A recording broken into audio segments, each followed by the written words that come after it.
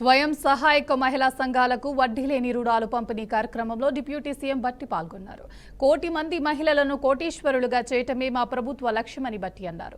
వడ్డీ లేని రుణాలతో మహిళలు కోటీశ్వరులుగా మారాలని కోరుకుంటున్నామని, ఎన్ని ఇబ్బందులు ఉన్నా మహిళలకు వడ్డీ లేని రుణాలు అందిస్తామని చెప్పారు. దీనిలో వెనకడుగు వేయటం నమ్మదం కాదని డిప్యూటీ సీఎం స్పష్టం చేశారు. 5 నుంచి 10 రూపాయల వడ్డీతో అప్పులు తీసుకోవాల్సిన అవసరం లేదని తెలిపారు. స్వయం సహాయక సంఘాల్లో ఉన్న అన్ని మహిళలకు వడ్డీ లేని రుణాలు అందిస్తామని, వీటిని ఉపయోగించి వ్యాపారాలు చేసుకోవచ్చని డిప్యూటీ సీఎం సూచించారు.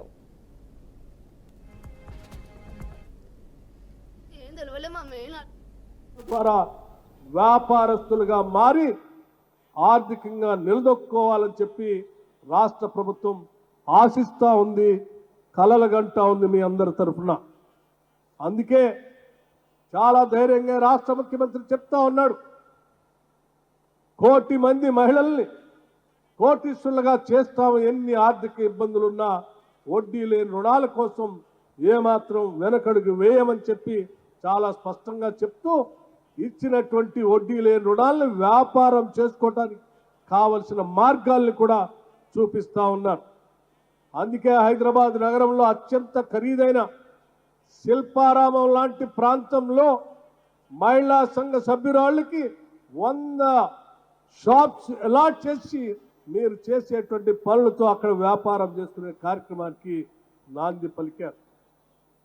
వేదిక మీద ఉన్నటువంటి పొన్నం ప్రభాకర్ గారు రాష్ట్ర వ్యాప్తంగా రవాణా సౌకర్యం ఆర్టీసీ ద్వారా కల్పిస్తా ఉన్నాం. ఎంతో మందికి ఆర్టీసీ బస్సులు కొనుగోలు చేసి ఆర్టీసీకి పెట్టించేటువంటి వ్యాపారస్తులకు ఇస్తా ఉన్నాం.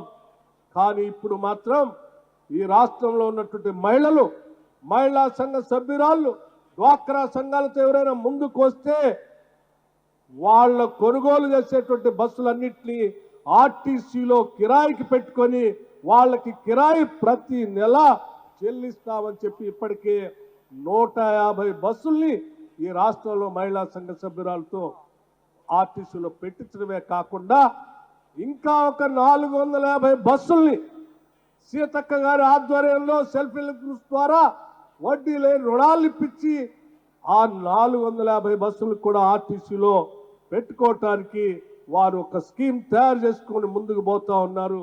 నగరంలో అనేక వ్యాపారాల్లో ఈ రాష్ట్ర ప్రభుత్వం ఇచ్చేటువంటి వడ్డీ లేని